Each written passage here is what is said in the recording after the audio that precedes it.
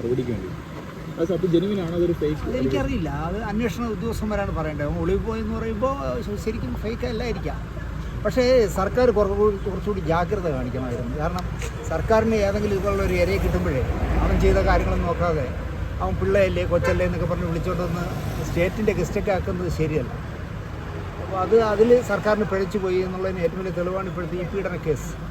അപ്പോൾ ഒരു പെൺകുട്ടി, ഒരു ഡോക്ടറായ പെൺകുട്ടി എന്തിനാണ് ഇതുപോലൊരു വേടൻ്റെ പുറകെ പോയതെന്ന് എനിക്ക് മനസ്സിലാവില്ല. അവൻ്റെ പബ്ലിസിറ്റി കണ്ട് പോയതായിരിക്കാം. പിന്നെ 2 വർഷമൊക്കെ അവൻ്റെ കൂടെ നടന്നിട്ട് പിന്നെ പീഡിപ്പിച്ചു എന്ന് പറയുന്നത് ശരിയല്ല. 2 വർഷമൊക്കെ ഒരുത്തൻ്റെ പുറകെ നടക്കുക. ഇപ്പോൾ വിജയബാബുവിൻ്റെയൊക്കെ നടന്ന പോലെ അയാൾ താമസിക്കുന്നിടത്ത് ഇന്ന് താമസിക്കുക, എന്നിട്ട് കോടതി കൊണ്ടുവന്ന് കേസ് കൊടുക്കുക. അത് ശരിയല്ല. ഈ ഡോക്ടർ കുട്ടിക്കും സംഭവിച്ചത് അതാണെന്ന് എനിക്ക് തോന്നുന്നു. കാരണം അവൻ്റെ ഗ്ലാമറും പ്രശസ്തിയൊക്കെ കണ്ടപ്പോൾ അവൻ്റെ പുറകെ നടക്കുക. ഒരു ഘട്ടം കഴിയുമ്പോൾ അവൻ അതിനേക്കാൾ വലിയ കിട്ടുമെന്നുണ്ടപ്പോൾ അവൻ ഇതിനെ തള്ളിക്കാണും, അല്ലെങ്കിൽ അവന് മതിയായി കാണും. അപ്പോൾ കൊണ്ടൊന്ന് പീഡന കേസ് കൊടുക്കുന്നത് ശരിയല്ല. ഇവിടെ നടക്കുന്ന പല പീഡന കേസും അങ്ങനെ. അത് ശരിയല്ല എന്നുള്ള പക്ഷക്കാരനാണ്. വേറെ ഒളിവിൽ പോയത് അകത്താവുമായിട്ട് ജാമ്യം കിട്ടൂല. അത് അല്ല, ഒരു മുൻകൂർ ജാമ്യത്തിന് അപേക്ഷ എന്നെ അപേക്ഷ വരട്ടെ എന്ന് പറഞ്ഞാൽ അതിൻ്റെ കോടതിയിൽ വരട്ടെ എന്ന് പറഞ്ഞാൽ ഇരിക്കുകയായിരിക്കും. 18-ാം തീയതി എന്തല്ലേ കോടതി വെച്ചേക്കുന്നത്. ആ 18 ഇടയിൽ പിടികിട്ടിയ പോലീസ് അറസ്റ്റ് ചെയ്യില്ലേ, അതുകൊണ്ടായിരിക്കാം. പിന്നെ അവന് ആൾസ്വാധീനമൊക്കെ ഉള്ളതുകൊണ്ട് ഇപ്പോൾ മുൻകൂർ ജാമ്യത്തിന് കോടതിയിൽ അപേക്ഷിച്ചിരിക്കുന്നതുകൊണ്ട് പോലീസിനെ അറസ്റ്റ് ചെയ്യാതിരിക്കാം. അത് പോലീസാണ് തീരുമാനിക്കുക. വെളിയിൽ നിന്നൊക്കെ വിളിച്ചിട്ടേ അറസ്റ്റ് ചെയ്യണ്ട, അല്ലെങ്കിൽ നിങ്ങളുടെ മുമ്പ് കൂടെ അവൻ ഐസ്ക്രീം കഴിച്ചുകൊണ്ട് വേല പിടിക്കണ്ട എന്നൊക്കെ പറയും. ഇവിടെ പലരെയും അങ്ങനെ വിട്ടിരുന്നല്ലോ മാസങ്ങളോളം. അത് സർക്കാർ വിചാരിക്കണം. സർക്കാർ ഇവന് വേണ്ടി വിചാരിച്ചേനെ. പക്ഷേ പീഡന കേസായതുകൊണ്ട് ഒരു പേടിയായിരിക്കും പിണറായി. അതാണ് പ്രശ്നം. അതുകൊണ്ടായിരിക്കും മുങ്ങിയത്. അപ്പോൾ എന്തായാലും പുറത്തു വന്നേ പറ്റും. 18-ാം തീയതി ജാമ്യം കിട്ടും. കുറച്ചുകൂടിയൊക്കെ നമ്മൾ, നിങ്ങളായാലും ഞാനായാലും സർക്കാരായാലും ഒക്കെ കുറച്ച് ഈ കാര്യങ്ങളിൽ അവധാനത കാണിക്കണമെന്ന് ഞാൻ പറയും. കാരണം ഒരുത്തന്നെ ഒരു 4 പാട്ട് പാടി ഭയങ്കര പബ്ലിസിറ്റി ഉണ്ടായാൽ അവനെ തലയിൽ ചുമന്നുകൊണ്ട് നടക്കുന്നത് ശരിയല്ല. അത് വളരെ ബോറാണ്. അപ്പോൾ അതുകൊണ്ട് തന്നെ സർക്കാർ കുറച്ചുകൂടി ആലോചിക്കണം. കാരണം ഒരു ലഹരി ഉപയോഗിച്ചിരുന്ന ഒരാളിനെ സർക്കാർ കൊണ്ടുവന്ന് സർക്കാരിൻ്റെ പ്രോഗ്രാമിൽ മുഖ്യ അതിഥിയായി കൊണ്ടുവന്ന് പാടിക്കുക എന്നൊക്കെ പറയുന്നത് സർക്കാർ കാണിക്കുന്ന തെമ്മാടിത്തരമാണെന്ന് ഞാൻ. അപ്പോൾ വേണ്ടുന്ന സർക്കാരിൻ്റെ ഒരു പിന്തുണ ഇതിലൂടെ ഉറപ്പാണെന്ന്. അതുകൊണ്ടാണല്ലോ കഞ്ചാവും എന്താ പുല്ലുന്നൊക്കെ എന്തോ തേങ്ങ മാങ്ങ എന്നൊക്കെ പറഞ്ഞ് പിടിച്ചിട്ട് അതൊന്നും പിള്ളയല്ലേ എന്നല്ലേ വനം വകുപ്പ് മന്ത്രി പറയുന്നത്. അത് ശരിയല്ലോ.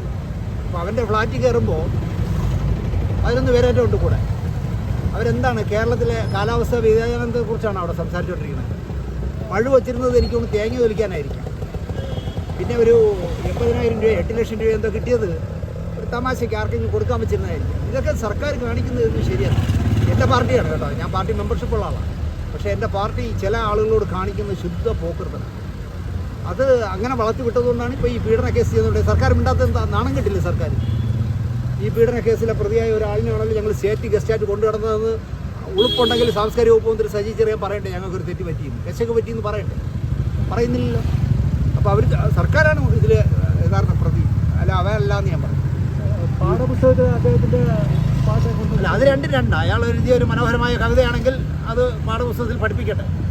പഠിച്ചു വരുന്ന കുട്ടികൾക്ക് വലുതാവുമ്പോൾ പറയാമല്ലോ ഞാനൊരു പീഡന കേസിലെ പ്രതിയായ കവിയുടെ പാഠമാണ് പഠിച്ചതെന്ന് പറയാമല്ലോ. അത് തെറ്റില്ല. പീഡന കേസ് പ്രതിയുടെ കവിതയാണ് ഞാൻ പഠിച്ചത്, അതിലാണ് ഞാൻ ഡിഗ്രി എടുത്തതെന്ന് പറയാൻ അതൊന്നും അല്ല. ഇതൊക്കെ സർക്കാർ ആലോചിക്കേണ്ട കാര്യങ്ങൾ. ഇന്നലെ തന്നെ നിങ്ങൾ കണ്ടില്ലേ ആ മന്ത്രി ബിന്ദു എന്ന് പറഞ്ഞ വിവരം കെട്ട മന്ത്രി പറഞ്ഞ കണ്ടില്ലേ, അടൂർ ഗോപാലകൃഷ്ണൻ വിവരക്കേട് പറഞ്ഞു. ഇത്രയും വിവരമില്ലാത്തവരൊക്കെ ഈ പിണറായി ചുമന്നുകൊണ്ട് നടക്കുന്നല്ലോ എന്ന് ആലോചിക്കുമ്പോഴാണ് എന്തൊക്കെ പറയുന്നു എന്ന് ആ സ്ത്രീക്ക് അറിയില്ല. അടൂർ ഗോപാലകൃഷ്ണനെ പോലെ ഒരാളിനെ ക്ഷണിച്ചുകൊണ്ട് ഒന്ന് സ്റ്റേജിക്കൊണ്ടിരുത്തിയിട്ട് ഏതോ ഇരുട്ടത്തിരുന്ന ഒരു പെണ്ണെന്തിനോ കൂവേ വിളിക്കുക എന്തോ ചെയ്തപ്പോൾ അയാൾ പ്രതികരിച്ചില്ല എന്ന്. അത് ആരെന്ന് അയാൾക്ക് അറിയണമെന്ന് എനിക്കറിയില്ലായിരുന്നു. ഇന്ന് പേപ്പറിൽ കണ്ടപ്പോൾ അറിഞ്ഞ് ഇവരാണ് പുഷ്പവല്ലി. നമുക്കറിയാമോ ഈ പുഷ്പവല്ലിയായിരുന്നു. അപ്പോൾ അങ്ങനെ ഉള്ളിടത്തൊക്കെ ഈ മന്ത്രിമാരൊക്കെ കാണിക്കുന്ന തെമ്മാടിത്തരങ്ങളുണ്ടല്ലോ, വെറും വൃത്തിയായിട്ട വർത്തമാനങ്ങളല്ലേ പറയണേ ബിന്ദു. അവർ സ്ത്രീ ആയതുകൊണ്ട് എന്തും പറയാമെന്നാണ്. ഞാൻ ഇങ്ങനെയൊക്കെ പറഞ്ഞാലേ എന്നെ പിടിച്ച് അകത്തില്ല, അതുകൊണ്ട് ഞാൻ കൂടുതൽ പറയുന്നില്ല. അപ്പോൾ കാണിക്കുന്നതൊക്കെ ശുദ്ധ പോഷ്കാണ്. കാരണം അടൂർ ഗോപാലകൃഷ്ണനെ പോലെ ഒരാൾ അവിടെ പറഞ്ഞില്ല ജാതി. അയാൾ ജാതി പറഞ്ഞില്ല. അയാൾ പറഞ്ഞത് സ്ത്രീകൾക്ക് സിനിമയ്ക്ക് പൈസ കൊടുത്താലും SC/ST പെൺകുട്ടിക്ക് പൈസ കൊടുത്താലും ഈ 1.5 കോടിയൊന്നും കൊടുത്ത് മോഹൻലാലിനെയും മമ്മൂട്ടിയൊന്നും വെച്ച് ചെയ്യേണ്ട, 50 ലക്ഷം രൂപ കൊടുത്ത് വൃത്തിയുള്ള സിനിമകൾ എടുത്താൽ മതി. അങ്ങനെയാണെങ്കിൽ ഈ കൊടുക്കുന്ന 2 പടത്തിന് കൊടുക്കുന്ന 3 കോടി 6 പേർക്ക് സംവിധായികയാവാം. പിന്നെ ഇവരെ ഒരുപാട് പേര് പറ്റിക്കും. അതുകൊണ്ട് ഈ പെൺകുട്ടികൾക്ക് 3 മാസം കർശനമായ ഇത് കൊടുക്കണം, ഒരു കോഴ്സ് പങ്കെടുപ്പിക്കണം. സിനിമ എങ്ങനെ എടുക്കണമെന്നുള്ള പഠിപ്പിച്ച ശേഷം അവരെ സിനിമ എടുക്കാനാക്കണം. കേരളത്തിൽ നല്ല സിനിമ എടുത്ത പെൺകുട്ടികളുണ്ടെന്നാണ് അദ്ദേഹം പ്രസംഗിച്ചത്. അപ്പോഴാണ് ഈ പുഷ്പവല്ലി എന്ന് പറഞ്ഞവൾ ചാടി കഴിച്ചാൽ നീ ആടാ പറയാനെന്ന് പറഞ്ഞുകൊണ്ട് ഒരു ഇരുട്ടത്തിരുന്ന് പറഞ്ഞാൽ ഇവിടെ നിൽക്കുന്ന 80 വയസ്സ് 90 വയസ്സായ മനുഷ്യന് കാണാൻ പറ്റുമവരെ. ഞാൻ ആ ഫംഗ്ഷനിൽ ഉണ്ടായിരുന്ന ആളായതുകൊണ്ടാണ് പറഞ്ഞത്. ഇവരെ ആർക്കും കാണാൻ പറ്റില്ല. ഒരു തൂണിൻ്റെ മറവിൽ ഇരുന്നുകൊണ്ട് അവിടെ കിടന്ന് പോയെന്ന് വിളിച്ചാൽ അങ്ങനെ ചോദിച്ചാൽ അതായിരുന്നു ആർക്കും മൈക്ക് കൊടുത്ത് ഞാൻ പ്രസംഗിക്കുമ്പോൾ എന്നാണ് അദ്ദേഹം കേട്ടെ. ഇന്ന് നോക്കിയപ്പോൾ വാസവൻ ഒഴിച്ച് MA ബേബിയിലേക്ക് വായിൽ സ്റ്റിച്ചിട്ട് വന്നാണ് ഞാൻ ആലോചിക്കുന്നത്. കാരണം അടൂർ ഗോപാലകൃഷ്ണൻ വെച്ച് പുസ്തകം എഴുതിയ ആളാണ്. ഇന്ത്യയുടെ കമ്മ്യൂണിസ്റ്റ് പാർട്ടിയുടെ ജനറൽ സെക്രട്ടറിയാണ്. മിണ്ടിയിട്ടില്ല കമാന്നൊരക്ഷരം. അദ്ദേഹം എന്തെല്ലാം കാര്യങ്ങളിൽ പ്രതികരിച്ചു. രൂപത എന്നൊക്കെ പറഞ്ഞ് രൂപതയെ വരെ കളിയാക്കിയ ആളാണ്. പക്ഷേ ഈ കേസിൽ എന്താ MA ബേബിക്ക് അഭിപ്രായമില്ല. വാസവൻ ഒഴിച്ച് വേറെ ഒറ്റ എണ്ണം മിണ്ടിയില്ലാന്ന്. ഒരു സിനിമാക്കാരനല്ലേ ഗണേശൻ, എൻ്റെ അടുത്ത സുഹൃത്താണ്. എനിക്ക് ഗണേശനോട് പ്രതിഷേധമുണ്ട്. ഗണേശൻ്റെ വായിൽ എന്തായിരിക്കണേ? അയാളെന്താ വായിലെ കുന്നിലപ്പനാണോ? അയാൾ പ്രതികരിക്കണ്ടേ? ഒറ്റ എണ്ണം പ്രതികരിച്ചില്ല. കാരണം അടൂർ തെറികൾ കേട്ടോ. ഇപ്പോൾ എന്ത് പറ്റിയെന്നറിയാമോ? കേന്ദ്രം ഭരിക്കുന്ന പാർട്ടിക്കെതിരെ നിൽക്കുന്ന ആളാണ് അടൂർ ഗോപാലകൃഷ്ണൻ. അതുകൊണ്ട് കേന്ദ്രത്തിലെ ഒരാളുടെയും സപ്പോർട്ട് കിട്ടില്ല. ഇവിടെ BJPയുടെ ഒരു സപ്പോർട്ടും അങ്ങനെ കിട്ടില്ല. ഇപ്പോൾ ഇവിടെ ഭരിക്കുന്ന പാർട്ടി അങ്ങനെ എടുത്ത് താറെടുക്കാൻ വിട്ടിരിക്കുന്നു. അപ്പോൾ ഫലത്തിൽ അദ്ദേഹത്തിന് ആരും ഇല്ലാത്തൊരവസ്ഥയാണ്. നിങ്ങൾ ആലോചിച്ച് നോക്കി. എന്നിട്ട് ഈ കമൻറ്റിൻ്റെയൊക്കെ താഴെ വന്ന് എഴുതിയിരിക്കുക ഇയാൾ നായരായതുകൊണ്ട് BJP ആണെന്ന്. അയാൾ BJPക്കെതിരെ സംസാരിക്കുന്ന ആളാണ്. ഇന്ത്യ കണ്ട ഏറ്റവും വലിയ സംവിധാനമല്ലേ. എന്നിട്ട് ഡോക്ടർ ബിജു എന്ന് പറഞ്ഞ് നടക്കുന്ന എന്തോ ബിജു പ്രഭാകരൻ എന്തോ ഒരു ഉണ്ടല്ലോ, അവൻ്റെ ഫേസ്ബുക്കിൽ കുറേ പേരെ കൊണ്ട് പോസ്റ്റ് ചെയ്തിരിക്കുക ഇന്ത്യ കണ്ട ഏറ്റവും വലിയ സംവിധാനം ബിജു ആണെന്ന്. ബിജുവിൻ്റെ പോസ്റ്റിൽ ഫേസ്ബുക്കിൽ അടൂർ ഗോപാലകൃഷ്ണൻ ഒരു പുല്ലുമല്ലാന്ന്. ഇതൊക്കെ ഒരു എലിപ്പത്തായി മതി എന്നേ. 100 വർഷം ഇന്ത്യൻ സിനിമയിൽ അല്ലെങ്കിൽ ലോക സിനിമയിൽ അടൂർ ഗോപാലകൃഷ്ണനെ ഓർക്കാൻ ഒരു എലിപ്പത്തായി മതി. യവനെന്നോ അതൊന്നും അറിഞ്ഞിടന്നേ. ഇവനൊക്കെ ജാതിയുടെ പേര് പറഞ്ഞ് കളിക്കുന്ന വൃത്തികെട്ടവന്മാരാണ്. കലാകാരന്മാർക്ക് ജാതി പാടില്ലെന്ന്. രാഷ്ട്രീയക്കാരനും കലാകാരനും ജാതി പാടില്ല അങ്ങനെ വിചാരിക്കുന്ന ഒരാളാണ്. അതിന് പകരം 24 മണിക്കൂർ എനിക്ക് ജാതി കൊണ്ട് എന്തെല്ലാം നേടാൻ പറ്റുമോ അതെല്ലാം നേടുക. അത് കഴിഞ്ഞിട്ട് ജാതിക്കെതിരെ ഇയാൾ നായരെന്ന് പറയുന്നു അടൂർ. എനിക്കത് പറഞ്ഞില്ല കേട്ടോ. അടൂർ നായരാണോ നമ്പ്യാരാണെന്നൊന്നും എനിക്കറിയില്ല. കാരണം ഒരു കലാകാരൻ്റെ ജാതി ഞാൻ അന്വേഷിക്കാറുണ്ട്.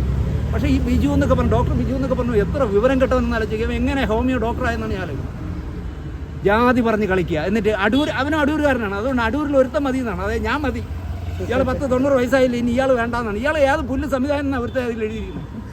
ഇവനൊക്കെ സിനിമ കണ്ടിട്ടുണ്ടോ? ആലോചിച്ച് ഒരു നല്ല വൃത്തിയുള്ള സിനിമ എടുത്തിട്ടില്ല ഈ ഡോക്ടർ ബിജു. അവനാണ് അടൂർ ഗോപാലകൃഷ്ണൻ്റെ ഒരു ഉദാഹരണം പറഞ്ഞു.